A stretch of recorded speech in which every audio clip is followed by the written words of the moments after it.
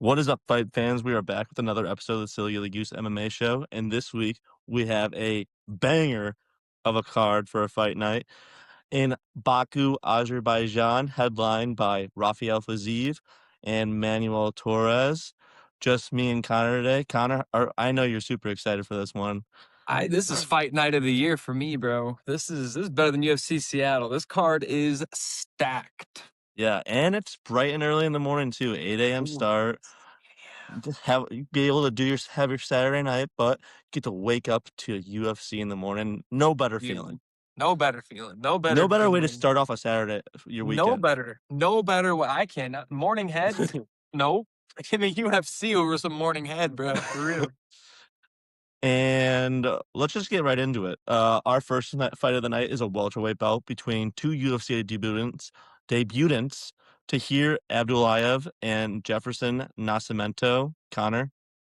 Yeah, weird fight to just add to this card. I think it's because Tahir's from there, but yeah, Nascimento, only 23 years old, undefeated, 8 wins by finish, 6-0 in LFA. He's been making a huge storm or huge buzz in the LFA champ. He has a 5-round unanimous decision win, a round 4 knockout. So he's got some solid cardio for a 23-year-old. He is moving up to 170 for this fight, though. He normally fights at 155.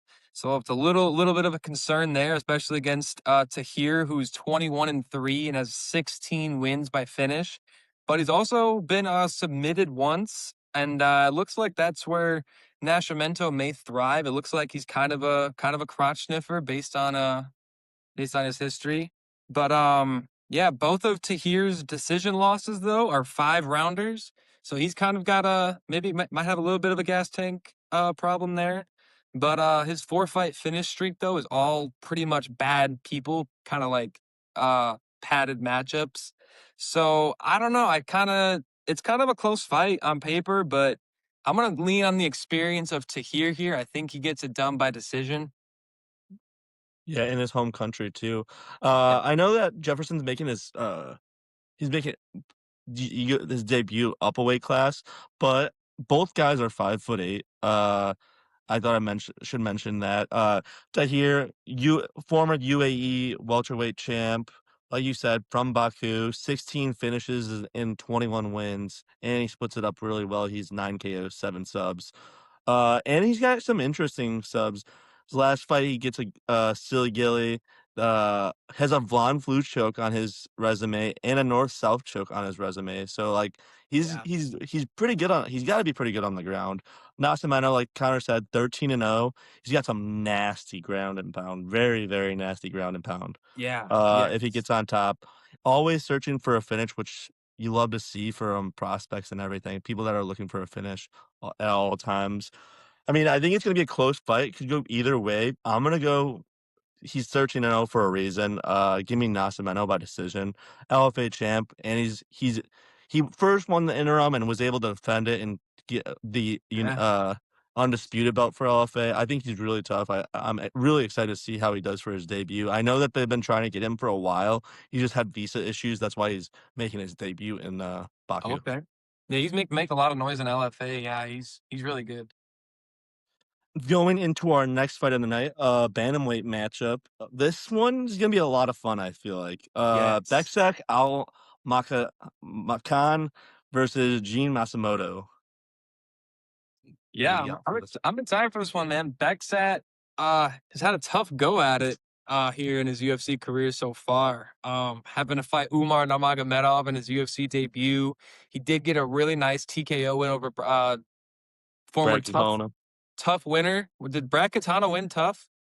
I don't think he won tough, but he was on tough for sure. He was on there. And then fighting Alexandre Topuria. You know, kind of a tough go. This is kind of another tough fight here too. Jean Matsumoto has kind of been through the ringer here his last couple fights. Fighting Farid Basharat with a split decision, who Basharat temporarily was ranked. Getting a great win over Miles Johns, and then getting a crazy split decision loss against Rob Font before, when Rob Font was ranked 10th and Matsumoto was unranked. So both guys have kind of had a rough go at it here. Yeah, tough so resumes. Yeah, a little tough resumes here. So this will be a really good clash of styles. We know Bekstat's got the power, that knockdown from that he had on Umar, and we know Matsumoto just loves to look to grapple, and he mixes it up well. His striking's good, but he doesn't really have a lot of power. So we Mhm. know that he's going to want to stay off the feet, especially with the power that Bekstat has. So I think Matsumoto is going to either get a late submission here, like a round 3 submission, or he's going to win by decision here. Yeah, like you said, Bexak is a really tough go here in the UFC. Taporia and Umar did knock down Umar round one, and it's not even the power; it's just the his hand speed is so fast. He just got really, really fast hands. You kind of unexpected. You don't expect it really. And, Yeah. Matsumoto coming off that split decision lost to Farid Basharat, but I mean, he really competed well in that fight, and, like, as we know, Basharat is Yeah. undefeated in the UFC now. I feel Yeah. like that fight coulda gone either way. Same with his Rob Font loss, so, like, these losses are super, super close. Yeah. But this I feel like this is a I mean, this is a proven point for Bekska Almakhan Almakhan, 1 and 2 in the UFC, like, this is a little bit of a I feel like both the guys he's lost to are not at a little bit higher level than Gene Matsumoto. So I feel like Bekstaff gets it done here. I think he does it by decision, but don't be surprised by the possible knockout because his hands are really fast, and I feel like a lot of guys underestimate his hand speed. Yeah, no, 12 and 3 in his career, 10 wins by knockout. So, yeah, Yeah. he's got hands, bro. He's got some good hands. Then our next fight is between Danil Donchenko and Theodore Berggren, both from Sweden. What do you got Okay. here, Connor? Are they both from Sweden? I don't know. Donchenko's from Ukraine.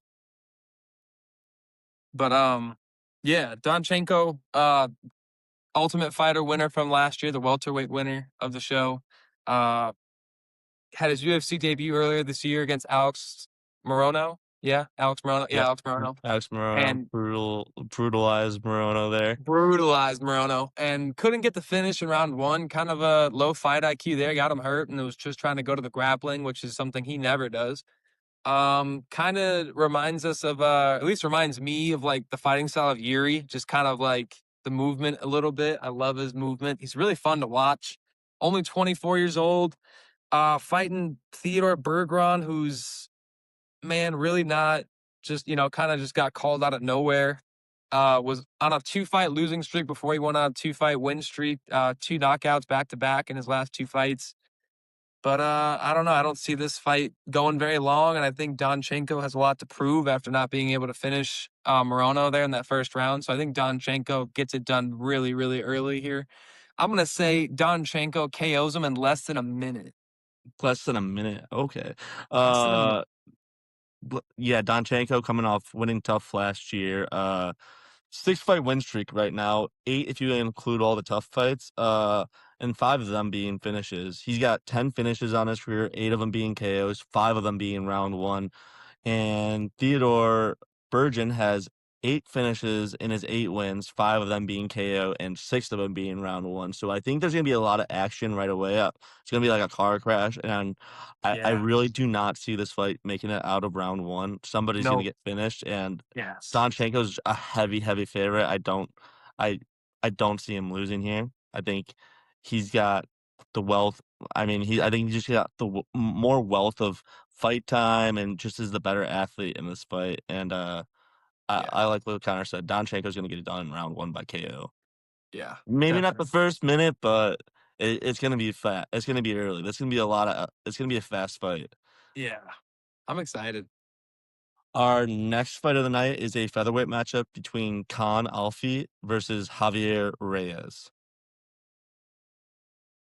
This is this is tough.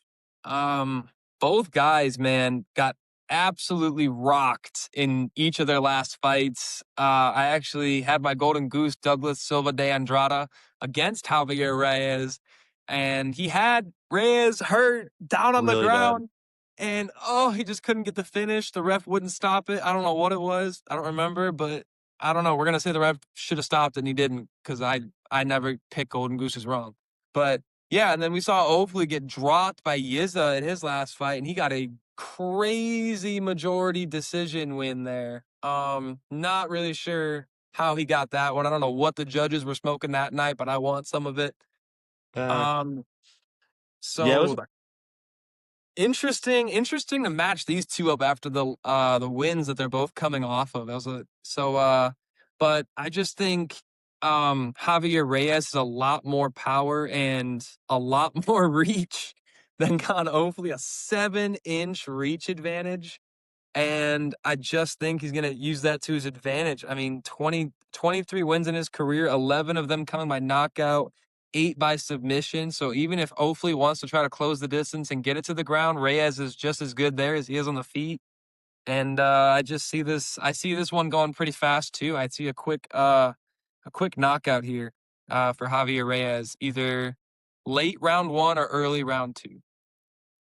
Yeah, I was going back and forth on this fight. I didn't really know who to pick, but I feel like Javier Reyes is just the more complete fighter. He's better on the feet and he's good on the ground. We know Offi's gonna want to get this fight probably to the ground, and Yep.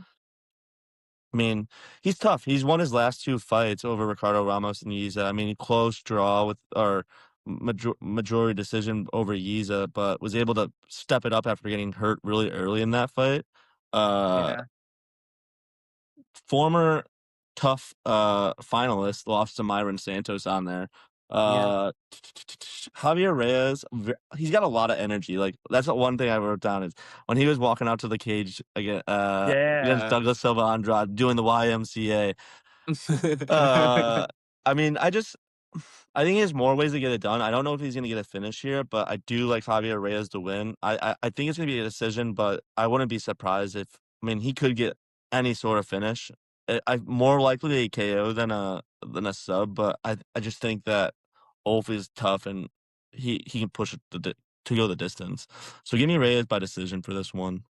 Oh, interesting. Our next fight is a middleweight bout between Nursultan Ruziboev and Andrei Pulyaev. Ruziboev. Oh man, me and Noah were actually supposed to see him fight in Chicago against Brian Battle, and then Brian Yeah. Battle had to miss weight, and then I believe that's when Brian Battle got cut, right? Yeah, that was the last of the Brian Battle scene in the UFC. That was crazy, bro. Yeah. So that would have been a great. I mean, Ruziboev was the underdog somehow going into that fight, and I was gonna hammer Ruziboev money line when we were there, but that's beside the point. Anyway, Ruziboev is a dog. As you can see there, 36, 9, and 2. 47 professional fights at only the age of 32. That Mhm. is insane. Insane. And he splits it up pretty nicely, man. Yeah. 13 wins by knockout, 20 wins by submission. Does have a problem though when it goes to the judges' scorecards. 7 of his 9 losses in his career by decision. So it does have a little bit of cardio issue. He is a fast finisher. 4-1 in the UFC, 4-0 at 185. Did go down to 170 to fight Buckley for some reason. I don't know why. He's And been got bouncing absolutely he's just bouncing around weight classes all over his just UFC career. He's been up at 170 at points and 185 at different points. I just got think absolutely 85 is destroyed. his weight. Yeah, definitely his weight. Yeah, his last 2 fights. Yeah, first 2 fights at 185, won them, then went down to 170, lost. Now his last 2 fights, he's been back at 185, looking great. Coming off TKO win against Eric McConaughey and a unanimous decision win off Dustin Solfus after that 30-26 loss to Buckley. So great bounce back wins after getting absolutely destroyed by Buckley. Pulyaev coming off his unanimous decision loss to Gaudier. Noah was actually there in person for that one. Says that Gaudier got hurt in the fight, so it's probably one of the reasons why Pulyaev was actually able to survive. I'm pretty sure he got dropped multiple times in that fight. And I see Ruziboev doing the same thing here, except I see Ruziboev getting it to the ground. I think he's going to use that grappling a little bit more, maybe, because that's Pulyaev has absolutely Yeah. no grappling whatsoever. And to prove it to you, go look at the numbers from his fight with Christian Leroy Duncan. He was unable to take Christian Leroy Duncan down. And if you know anything about Christian Leroy Duncan, that man has no No takedown takedown defense defense. whatsoever. So give me Ruziboev by submission, and I think he gets it done in round 2. Yeah, I love what you're saying there because I also got Ruziboev by sub. Andre Pulyaev, he's got good losses in the UFC so far, but they're against stand-up guys. Atabeg Gautier, we know how powerful and lethal he is on his feet, and Yes. CLD, just a very crisp boxer that's ranked now. So like Yes. both of those are really good losses, Hmm. but it's not a against grapplers, and I mean, he's a good stand-up guy, he's just not a great grappler, and I feel like Nursultan is just when he gets in the octagon, it's crazy. He's 6'5", 185, like, just huge. Yeah, Like I they said, both are. Yeah, like we Pulyaev's said, 6'4". been bouncing around, weight classes, looked good his last 2 fights between Stoltzfus and the KO over Mechanico after that loss to Buckley, and, like, before that loss to Buckley, he was on a 10-fight finish streak. Like, Right, this guy is tough. 33 finishes in his career, which is absolutely insane. Like, tell me somebody in the UFC like, right now that has over 30 finishes. yeah, There's not many. yeah, But no, like Connor said, I think that he attacks the weakness of Pulyaev, and he gets like a round 2, maybe even a late round 1 sub. yeah, definitely. But Because that's a fun fight. Those some giants. and y going into our next fight at light heavyweight, we have Abdul Rahman Yakhyaev versus Julius Juicebox Walker. Connor, what we got here? Yeah, man, Julius Walker, dude, coming off a pretty brutal KO loss to Dustin Jacoby. Did have a crazy good first round against him though. Was able to get to his wrestling, able to get a huge slam with Jacoby, holding him up on his shoulders, able to show off a little bit. But that didn't last very long, as we all know. And Abdul Rahman Yakhyaev, man, between his Dana White Contender Series fight and his 2 UFC fights, he has fought for a total of 3 minutes and 55 seconds. Yeah. We have not even seen him fight for a full round. No, it's like Ivo Baranowski, 205. These guys There's these prospects really just want to get insane. it done I fast. know, right? And then you got another prospect like Sterling who just loves to get it done by decision and get it done late, even though he just KO'd what's his nuts. But 205's got some good prospects right now, and Rahman Yakhyaev is one of them. Absolute menace. Did get a little pieced up though in his last fight against Henson Haberio. He got hit with a nasty head kick that he was able to turn into a takedown and eventually get a rear naked choke off of. But he is prone to getting hit, though. He did get hit a few times by Ribeiro. That did have me concerned. But he 3 wins by knockout, 5 wins by submission in his career, which 2 of those or his last 2 wins are both by submission. So he does split it up nicely. Yep. Yeah, Julius Walker's just a crotch sniffer. So I mean, this is gonna come down to if who's gonna be better on the ground. I really don't think they're either one's gonna keep it standing for very long. I think Julius Walker's going to try to get it to the ground because he's afraid of the power. But we know Yakhyaev's just as good on the ground. So give me Yakhyaev by a silly gilly. I think he's going to jump the gilly when Julius Walker goes to crotch sniff here. So I'm going to take Yakhyaev by a silly gilly. Yeah, Rahman Yakhyaev is like I think he's one of my favorite prospects at 205. It's tough because you got Ivo Baranowski too, but Yeah. uh, Julius Walker, 1 win in the UFC so far. Got brutalized versus Dustin Jacoby, but had a nice split decision with Menefield in his UFC debut, which was on short Short notice. notice. Which is Yeah. I mean, we just saw what Menefield did to Zhang Mingyang in China Yeah. a few weeks ago. Yeah. Very grappling heavy approach, and it's not gonna be smart against Rahman Yakhyaev. He's very good on the ground, and it's kind of funny that Connor says because I also wrote down Yakhyaev by Silly Gilly. I think that Walker's gonna shoot in on a shot and shoot right into a guillotine Yes. attempt from Rakhyaev Same. and gets it Same. done. So I mean Yep. both of us have it. I mean It's fate. we It's gotta fate. find where that prop's available. That's our lock of we Guillotine know our lock of finish. the week. Yeah, our lock of the week. That's our lock of the week. We got it. We know what it is now. But yeah, I feel like Walker's gonna be forcing forcing that takedown too much, and feel like Yakhyaev jumps on his neck and gets the gilly.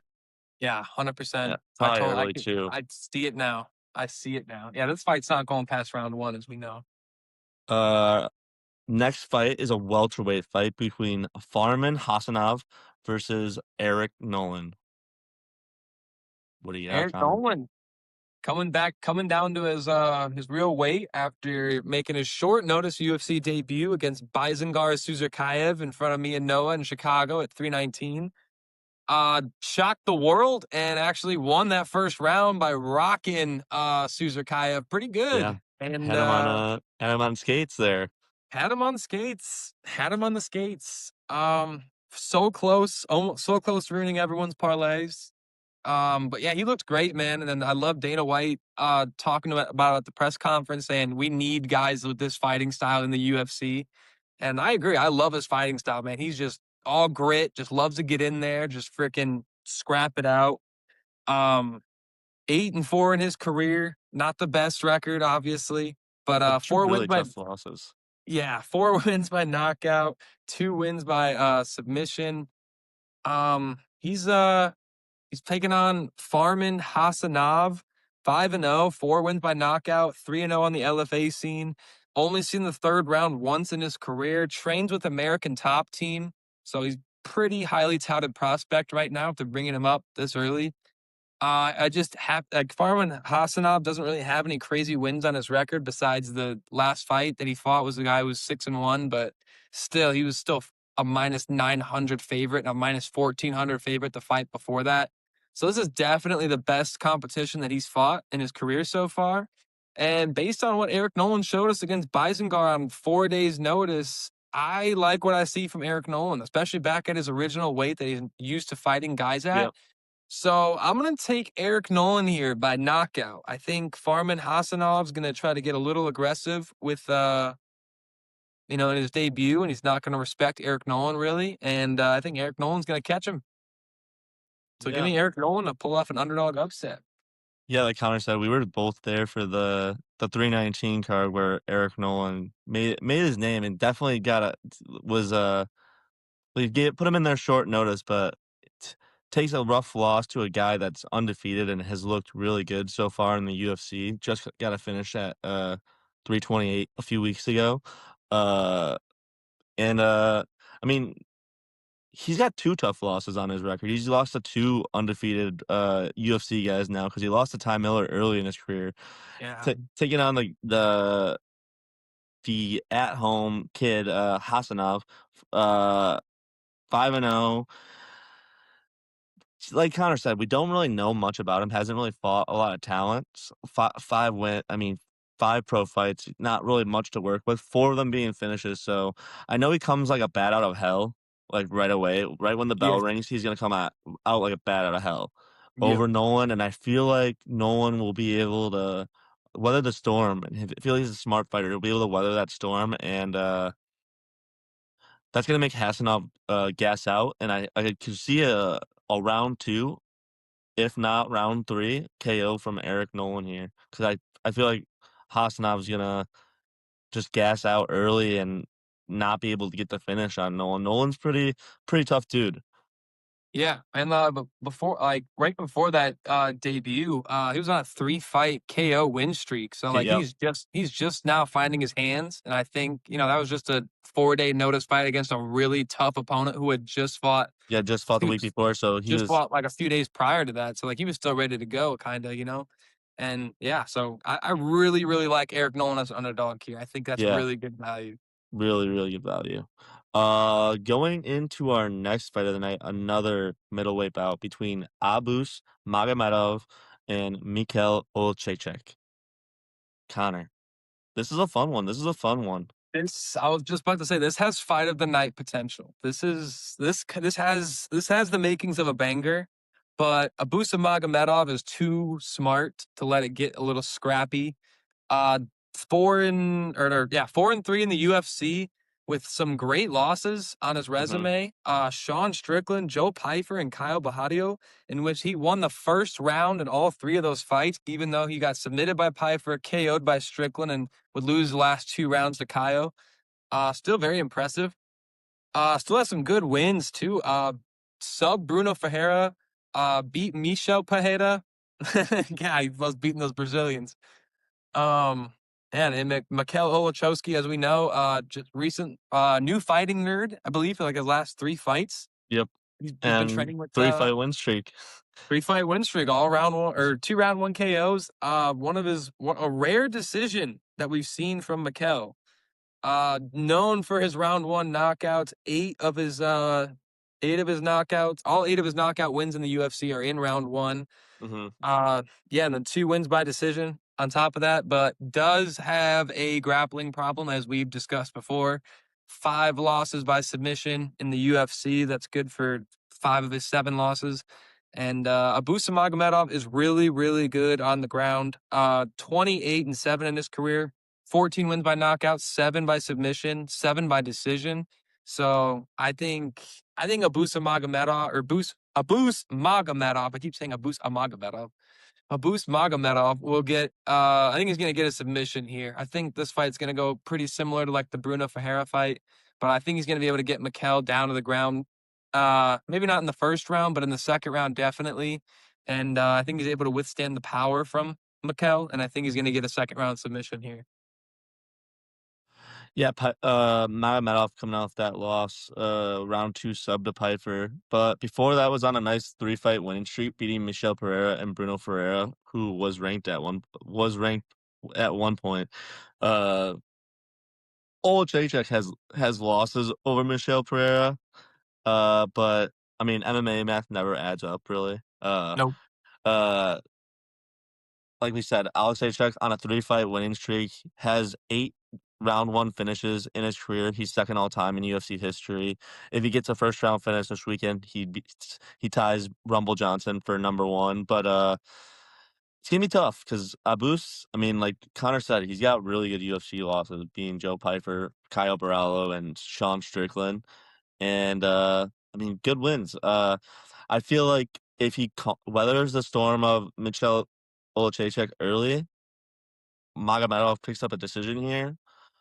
But don't be surprised if Oleksiejczuk gets a round 1 finish because he is very good at getting early stoppages. Yeah. I'm taking.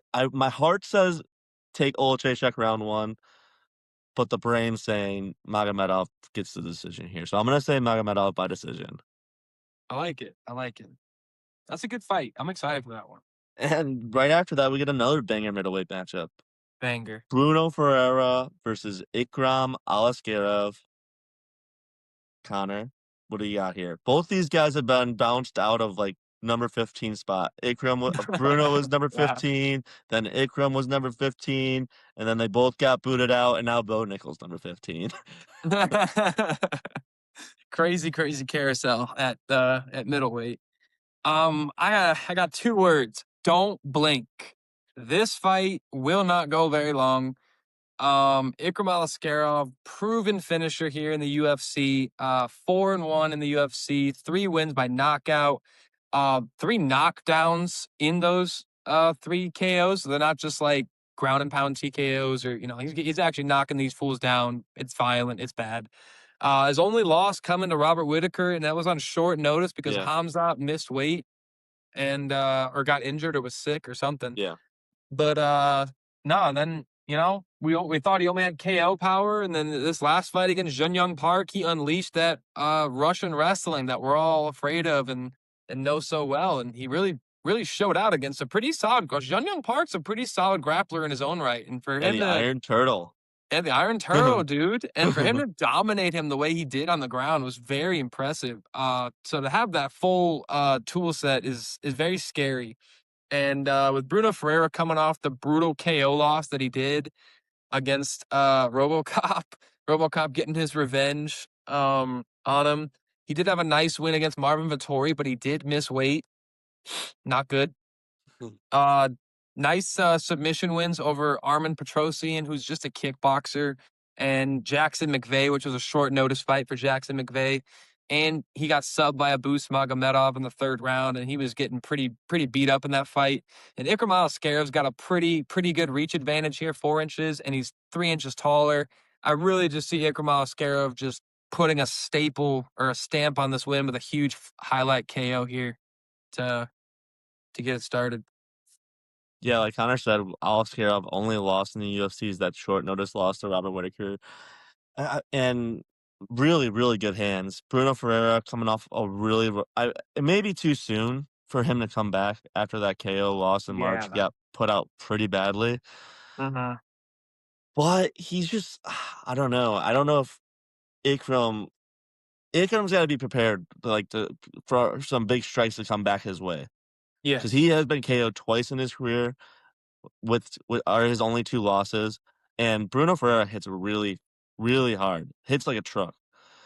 And I think Ikram may underestimate the power of Bruno Ferreira, and I think that Ferreira gets a KO here. I'm going Bruno Ferreira by KO Ooh. for this fight. So we're kind of Yeah, split, but the best play for this fight is under 1.5 for yes, sure. definitely. Don't blink. And yeah, Bruno Ferreira's only had one career fight go to decision, and that was his last or second to last fight against Marvin Vettori. Yeah, and So that's just Vittoria's fight style. He always is in a decision. His chin just holds up. He got the best chin yep, in the UFC. yep. So this But is under that 1.5 is the best play, maybe the best play on this card for this fight. yeah. But And I think I'm gonna go Bruno. Connor goes Ikram. It could go either way. It's just not gonna go past 1.5. It's probably not gonna go past a round. yeah, I don't hope not. I really hope not. Going into our next fight, we finally get a ranked matchup on the card. Number 8, Asu Almabayev versus number 14, Charles Energy Johnson. Charles Johnson, we need to talk. You are not as good as you think you are. Like, yes, you're good, bro, but like you need to chill out. Like, you need to stop calling for a title fight after every single fight. You beat Joshua Van and Kavanaugh, yes, when they were both unranked. You can't keep being like, oh, I beat the champion and I beat the number 6 guy. You didn't. You beat them when they were unranked, when they weren't those guys yet. He needs to stop that. He is 2-2 as a ranked fighter. Let's go through this. He beat Sumadarji to get into the rankings, then fights Temirov, who was unranked, loses to him. Then he beats Kavanaugh as they're both unranked. Then he gets ranked through time or falls into the rankings eventually. Gets embarrassed by Alex Perez in the first round, who missed weight, and then gets a split decision win over number 15 Bruno Silva when he's number 14, and he has the audacity to call for a top 5 fight. Is just bonkers. He needs a lot more wins if he wants to be able to talk that shit. And I mean, he beat I'm him. not with it. I mean, he did beat him. I'm not with it. And he didn't I'm, just beat him by decision. He knocked them both out. yeah, but still, it's not like they were. It's not like they were. He was ranked or they were ranked. You know, that's irrelevant. That's like Manel Kopp say, or that's like Pantoja saying, you know, never mind. Let's just keep going. Almabayev. Charles Johnson pisses me off, bro. I really can't stand him anymore when he starts talking. But Almabayev, man, 23-3 in his career. 10 wins by submission, 10 by decision. 6-1 in the UFC. His only loss coming to Manel Kopp in that main event when he was down 2 rounds in that third round, but he was getting teased up in that third round. But that finishing sequence was one for the ages, dude. That was like 4 or 5 eye pokes. Eye poke, Eye knockout. poke, eye poke, eye poke. Yeah, and he's like, oh, he just drops to the ground because like, what is happening right now? My eye is literally about to pop out of my head. Yeah, literally. He only wants to grapple. Was tied 1-1 with Perez going to the third round before he got the standing or mounted standing silly gilly. Standing silly gilly. Crazy win. His corner told him he was down 2-0, and he had that urgency to go out there and get that finish.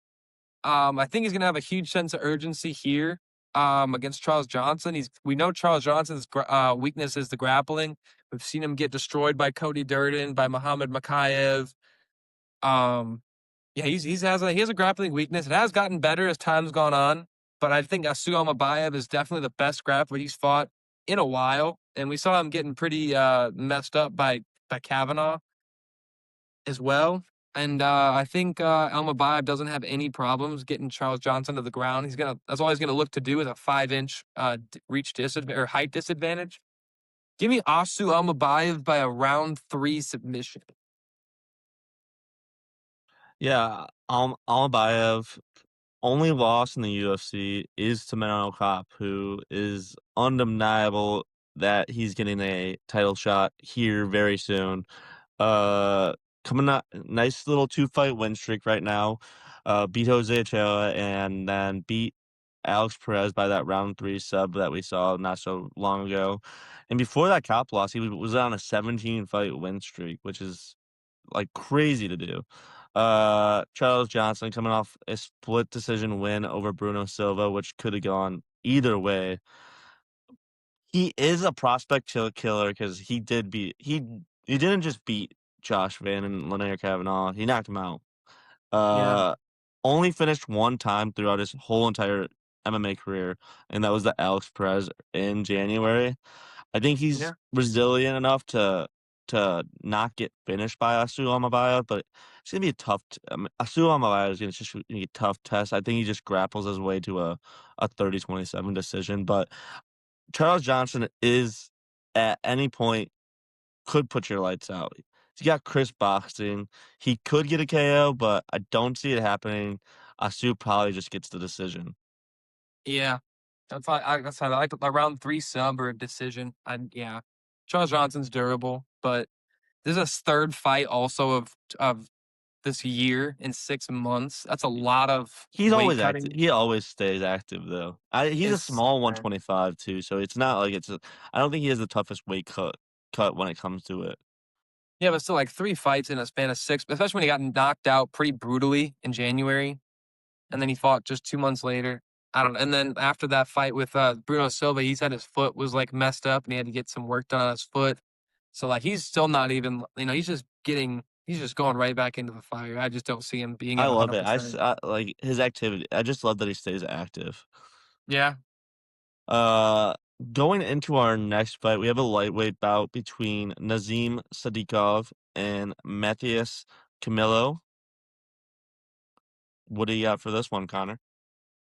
Sadikhov's got a interesting resume here in the UFC. 4-1-1. His one draw was with Slavaklaus, who's no longer in the UFC.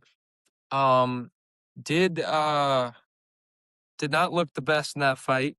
Or it was a majority draw. And he got knocked down by Nicholas Mata, as we saw in that not his previous fight, but the fight before, when Banger they had that fight last year in crazy, Baku. crazy brawl. That was insane.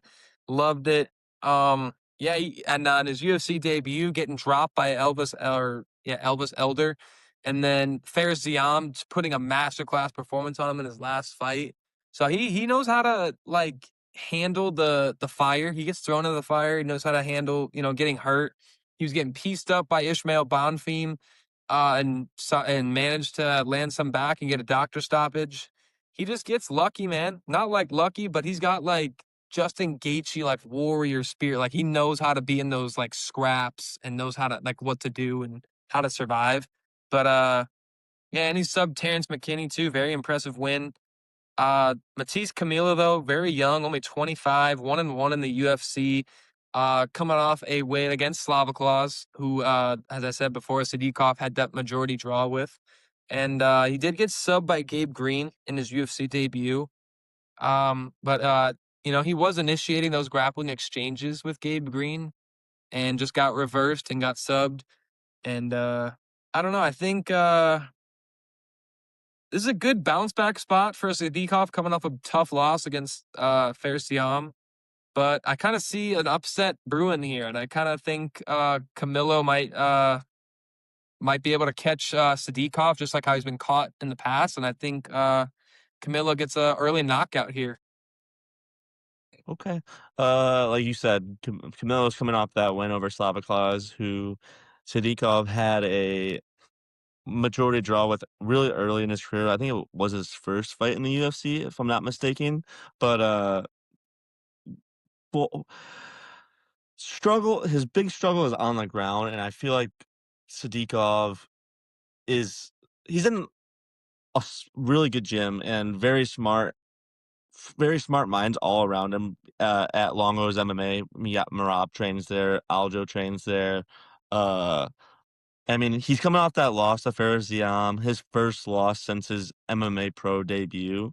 I mean, I mean, we thought Ziam was going to be a world record. He kind of got really badly fraud checked against Tom Nolan a few weeks ago.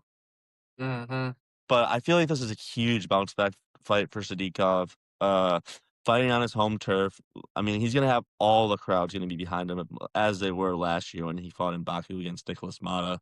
And I feel like his team's gonna come up with a really smart game plan. I feel like we know him for his hands. He's got really good hands and uh great KO power, but I feel like that they're gonna attack Camilo's weakness. 3 sub losses on his career. Give me Satikov by sub here. Interesting. Going into our co-main event, another middleweight, very interesting fight. It's gonna either be really entertaining or it's gonna be really, really boring. Uh, Michel Pereira versus Shar Magomedov. Connor, what do you got here? I Man, I really hope that it goes like his fight, Michel Pereira's fight with Zach Reese, because that was a scrap and a half. And I don't know. I kind of have a feeling that Michel Pereira is going to use Shara Magomedov's biggest weakness against him, and that's the grappling. We know we've seen it time and time again. Shara keeps getting these matchups against kickboxers, but they know that like his weakness is grappling. Like Tricoli just did nothing but shoot takedowns on him. Even Bruno Silva, who's a known kickboxer, was 3 for 7 on takedowns with like damn near 7 minutes of control time on him. Mikhail Oleksiejczuk has been subbed 5 times in the UFC with 8 first-round knockouts, 3 for 7 on takedowns on him. I mean, just absurd amount of stuff. And then losing round 1 to Armen Petrosian before the craziest double spinning back fist we've ever seen. That was a great KO by Shara. Shout out him. And then just getting masterclassed by Michael Venom Page after that. So just a lot of favorable matchups for Shara because they know that his weakness is grappling. And then obviously fighting Marc-Andre Barriault, who just wants to stand and bang. And Marc-Andre Barriault even was 2 for 6 on takedowns and had 4.5 minutes of control time. So I really just don't see Michel Pereira having any problems, especially with an 8-1 sub record in his career. Yeah. So I mean, I think Michel Pereira gets this to the ground, and I think he's gonna get a submission here. I think he's gonna give Shara a lot of problems here. I don't think he's gonna want to stand, especially after getting TKO'd by Dawkins so early. The fight before last against Zach Reese, and he had a crazy scrap with Zach Reese. So I feel like he just doesn't want to take a lot of damage again. And he had an 8-fight win streak before that fight with Fluffy, where Fluffy absolutely just starched him from start to finish until the TKO in round 5. But yeah, give me Michel Pereira here by submission, and I think it's gonna be early. I think he's gonna get it done in round 1. Yeah, I think you're crazy. I think Michel Pereira is his time in the UFC is done. He's on his way out of the UFC. His Yeah. chin's gone. He's was on a 3-fight losing streak before that Zach Reese fight, which I don't think that he even won that fight over Zach Reese. Uh, and it was a KO from Kyle Dawkins, and within like 45 seconds, which Kyle Dawkins does not have crazy power. He's more of a grappling guy, and I mean, he was on an 8-fight win streak before that little 3-fight losing streak he went on, but like nothing really great on there. Yeah. Shara Magomedov, very patient striker. He really, he does struggle a lot with the takedowns, but Yes. I think all he has to find is one really good shot on Michel Pereira, and I think it gets the job done. And I would not be surprised that this fight gets stopped early with a KO from Shara. But at some point, I think that I mean, he's just going to be able to find the chin. He's very calm and patient, and he he he he, always finds a way to light his opponent's lights up. So I think it happens again here with Michel Pereira, and like I said, Michel Pereira's chin is just really, really scary to me.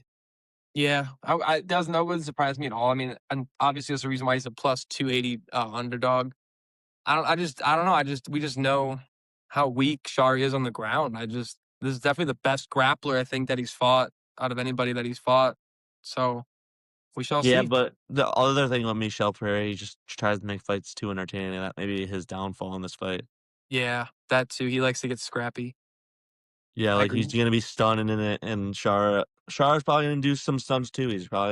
They're all probably gonna be hyping up the crowd a little bit early in the beginning, and then all of a sudden, Yeah. Michel's just gonna get dropped. Knees buckled underneath him. Yeah, we're just gonna That's what I'm blink and saying. he's gonna be laying there with freaking chalk around him and a police yellow tape around the octagon. Going into our main event finally, lightweight matchup, number 11, the hometown kid, Rafael Fiziev versus number 15, Manuel Torres. Connor, what do you got?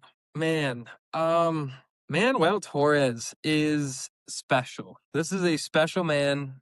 Very similar track record of Terrence McKinney. He's only seen round 2 or 3 one time in his 20 professional fights, which is absurd considering he has 17 wins. Is does have a bad loss here in the UFC, which is his only loss to Ignacio Bahamondes at the Sphere. That was a brutal, but really bad loss. Got dropped twice before getting knocked out. He does have the touch of death. I do feel coming off 2 great wins against Drew Dober, Grant Dawson. Does have a submission win against Chris Duncan as well. TKO'd Nicholas Mata, who had a crazy fight like we just talked about with Sadykhov. Sadykhov. So, I mean, he's got crazy power, but does he have the cardio? And I just don't think he's going to be able to put away Fiziev in the first round, especially the Fiziev, a guy who's gone the distance with Justin Gaethje not once, but twice. And actually, one of the judges scoring one of their fights a draw. And Fiziev won the first round against Justin Gaethje in both of their fights. Yeah, And it's pretty convincingly. yeah, and Mauricio Rufy couldn't even put him away in the first round. And that was a pretty close first round, but it was still pretty clear for Rufy. But Fiziev did have that masterclass performance against Ignacio, who's pretty got a similar build here to Manuel Torres, who's even taller. So I don't know. I think Fiziev's gonna do a good job of avoiding the power here of Torres, and he is a little chinny, as we saw in that Ignacio fight. So I hate to do it. I hate to pick against my boy Manuel Torres, but I don't see him beating Fiziev. I think this is a great fight for Fiziev to get back on track, and I think Fiziev gets the knockout here. I think he gets it done late round 2 or early round 3. I just really see him surviving the early storm of Torres, and I see Torres just kind of gassing out. He started gassing out a little bit at the end of that first round against Ignacio, and that's the longest any of his UFC fights have gone, was that 4 minutes. So I think Fiziev is round 2 or round 3 knockout for Fiziev is definitely the play here. Yeah, I think there's no way that this fight could end up making it go to the distance. No Manuel way. Torres, 17-3, 5-1 in the UFC, did have that, like Connor said, he had that bad loss to Bahamondes. I mean, Bahamondes is no slouch, though. Coming off a 2-fight win streak, able to KO Drew Dober, which we know Drew Dober has a pretty good chin on him. He has the UFC uh record for the highest knockdown rate in the lightweight division. He's at 3.93 knockdown rate per 15 minutes. And That's the next closest is 2.61, which is Mauricio Rufy, who just finished Rafael Fiziev. And I yeah, really do not like Rafael Fiziev coming back to this soon. I mean, that was a rough KO to watch in that was January 31st, so not yeah. 5 months ago. I know he wanted to get back in there, being in his hometown. He's a tough guy. I mean, his losses in the UFC are 4 really, really good guys, top 10 guys. Mauricio Rufy Gaethje twice, who we know is the champ now. And I mean, close fights with Gaethje, really, really close fights with Gaethje. And then Mateusz Gamrot, he ended up losing to because he had a leg injury. But I just I I don't like Fiziev coming back so soon, and I think Torres is gonna be the one that KOs him. And I wouldn't be surprised if it's early, like round 1, round 2. I I mean, we know that like you said, Torres will start to fade if the fight does go longer. yeah. I just don't see it going long. I think that Fiziev's chin's not gonna hold up, and Torres gets the KO. Yeah, I mean, we only that knockout by Rufi, I don't even think was it a did he get credited with a knockdown? Because like Fiziev was like standing. Oh, it was a knockdown. Okay. Yeah, that was a brutal hit. He like got hit and then like wobbled halfway across the octagon after getting hit by Rufi. Yeah. But I don't know, dude. Those two fights with Justin Gaethje got me after what we just saw him do to Ilya. It's got me really a lot more confident. And in that Gamrot fight, it was a 5-rounder. So this is his second 5-round fight. So he has trained for a 5-round fight before, so he knows what to expect. And also, he won that first round against Gamrot. And then, yeah, like I said, he got the leg injury. So I mean, he had some momentum. He had momentum there for a little while. But that's No way, no, this way this fight goes the distance, right? no, there's no chance it gets past round Somebody, 3. yeah, somebody's getting finished here. Definitely. And it's gonna be really early. Let's get in our golden goose.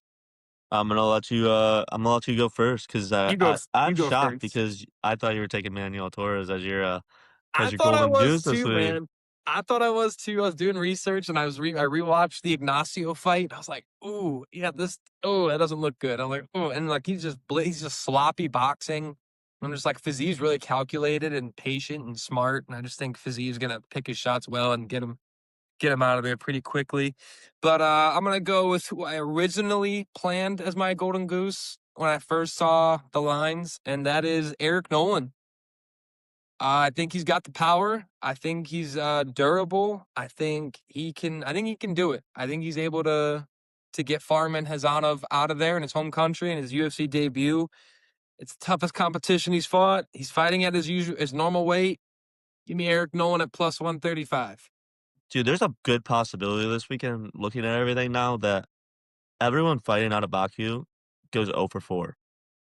Yeah, Fiziev, Nazim Sadykhov, Hasanov, and the first fight of the night, Tahir Abdullayev is from Baku. I mean, they may have Baku may have a tough time this weekend, but they might just be like the Chinese, dude. yeah, uh, I'm gonna Noah, who I'm you gonna go pick? with Bekzat Almakhan. I think that Ooh. I think he either finishes Gene Matsumoto on the feet, or he's able to pick up the decision because he's gonna have deal the more damage throughout the fight. Gene Matsumoto is not gonna have a lot of damage there. It's gonna be Betscat's fight. So give me Betscat. I like it. Did Mason give us his golden goose or no? No, he did not. I'm not sure who he has, Darn but it. we will have a graphic out later to the week with all 3 of our picks for Golden Goose. Man, you almost made me want to decide to go Emmanuel Torres now for my Golden Goose. I gave you time to think about it. I gave you time to think about it. But I'm gonna go with Bekzat. I like him. He's got a Love it. tough path in the UFC. I feel like this is a good bounce back fight. Yeah, I agree. That's a good fight. It's a good fight. Alrighty, that's gonna be it for us though. Till next time. No fight card the weekend after this week, but we will have the recap from Baku. All right. Peace out, everybody.